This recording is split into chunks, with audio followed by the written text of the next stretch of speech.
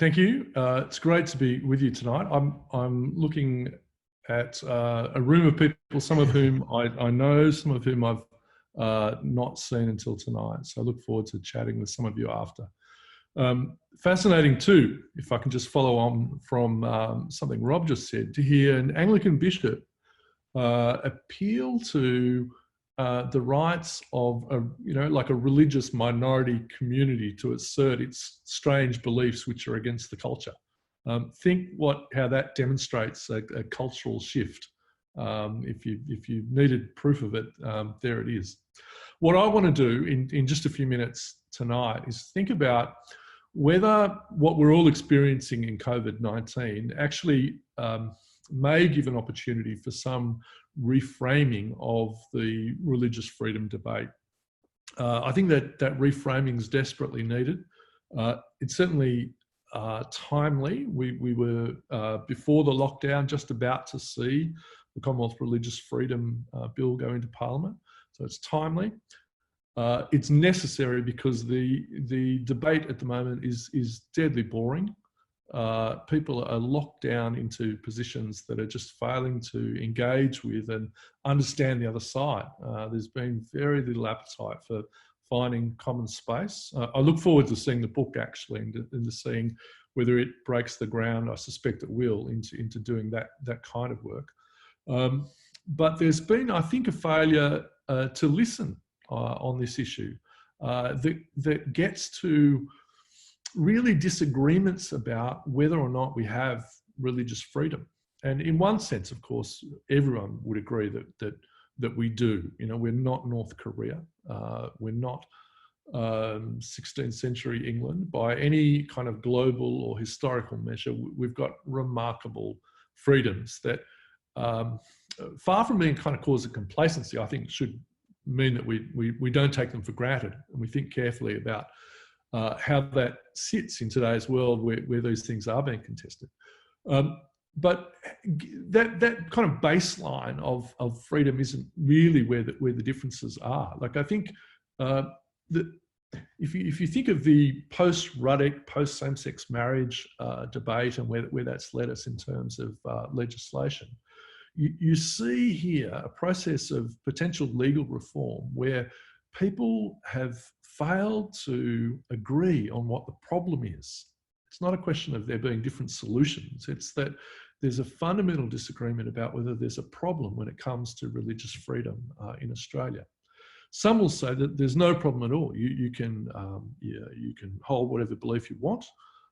You can worship whatever way you want. Go to your own synagogue or mosque or church or temple. Each to their own. You know, we are, thank God, on the other side of an ugly sectarianism, and we're in 21st century Australia. Religion is a private thing on that kind of framing.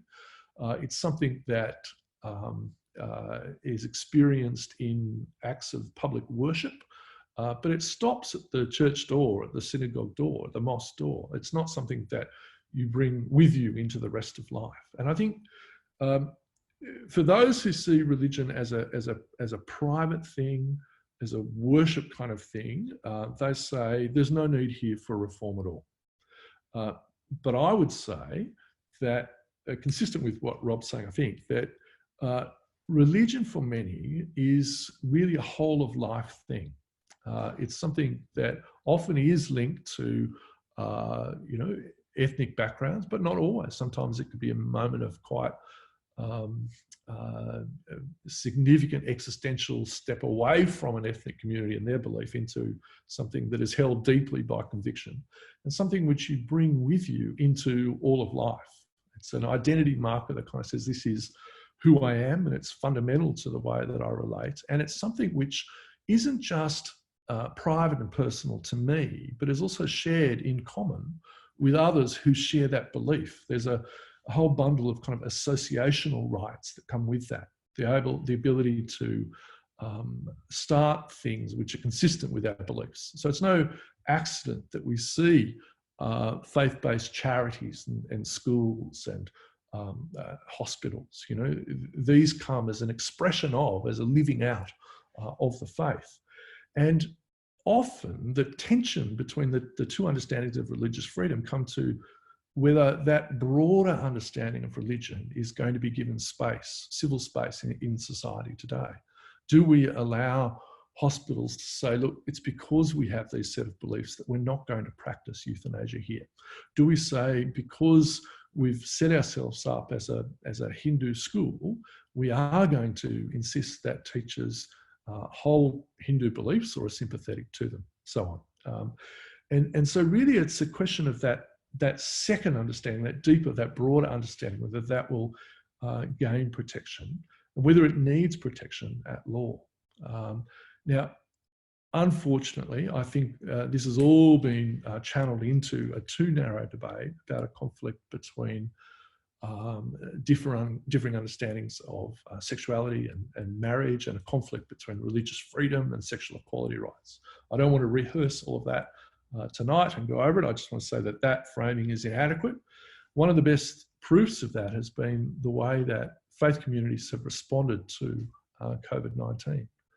There you've seen them be quite key to the delivery of welfare, to the provision of healthcare. We see that in the news tonight, of course. We see as well that governments across the country were able to say there'll be no gathering for public worship. And at that point, I actually thought that freedom for faith would have lots of approaches from, nutty pastors wanting to say, we can be safe, inject ourselves in our congregation with bleach, and we should be free to worship. We haven't had one call. We haven't had one inquiry from any pastor, any denomination, any other faith group wanting to say, how do we resist this government impost? Now, that's not to say it's not there at all, but I do want to say it's a very fringe voice. It's not, you're really needing to hunt for that story to find it. The much more surprising story, I think, has been the willingness of people to give up the ability to meet, even when these people are saying this is something quite key to who I am and to who we are. There's been a willingness to do that, which I think is commendable. And so with COVID-19, other issues have arisen, like the Muslim community who came to me within a couple of days saying, we're really worried about burials. In the UK, there was talk of compulsory cremations taking place and timeframes which won't work with our beliefs. How do we deal with that? There have been issues with, again, Muslim groups in Western Sydney suddenly finding that instead of helping 60 families in crisis, they were helping 2,500, trying to find them food. And as they did, they were coming up against a New South Wales government policy which said, we'll give food out for charities to distribute as long as you're not religious. Now, they did that for good reasons. They didn't want it to be used as cover for proselytizing. And in normal times, you can understand a position like that. You can argue it back and forward, but you can understand it. But the effect of it at this moment was that some of the most vulnerable people in the state were not being offered food that was going to be halal for them. And they were being made to choose between their beliefs and being hungry. And so Christian groups, Jewish groups joined together with the Muslim community to be able to go to government and to say, look, we have different beliefs here, but we need to show in these extraordinary times some respect for these different kind of things. So often religious freedom issues are arising that have nothing to do with a Falau case or with different views on same-sex marriage, but go to the very heart of who people are and their relationship when they're stuck between kind of church and state. There are other examples, but we might save some of that for question time. If there was a reframing that were to take place on the other side of this lockdown, I would hope that we could think about religion and we could think about rights in these different ways. I think there needs to be a shift from thinking about rights from me to we, from an individualistic kind of, this is my right to do this, to questions of we. How is it that we as a society build institutions that work? How is it that we care for people who are poor and vulnerable? How is it that we exercise duties and not just claim rights?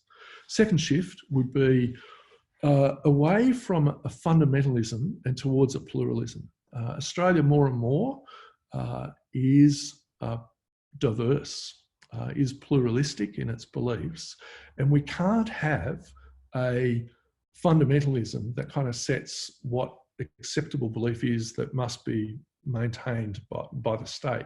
Now, I mean that both for religious beliefs, for which many people would say amen to, but I say it also for the kind of elite secular beliefs that Rob was alluding to at the end there. I think there's a danger of a kind of secular fundamentalism that says, well, you can't have a Hindu teacher in that school. You've got to accept people blindly. You know? The third and the final change, and I'd end with this, is to say, we've got to say that whatever legislation comes out of this parliament, it will be good. We've been happy with the improvements in it, but it won't be sufficient. And we need to move the discussion on religious freedom away from law and into society, away from Canberra and into Sydney. I think there's a lot of potential within corporations, within schools, within those other institutions to be thinking, what does it look like to respect the views of people who have very different beliefs to me?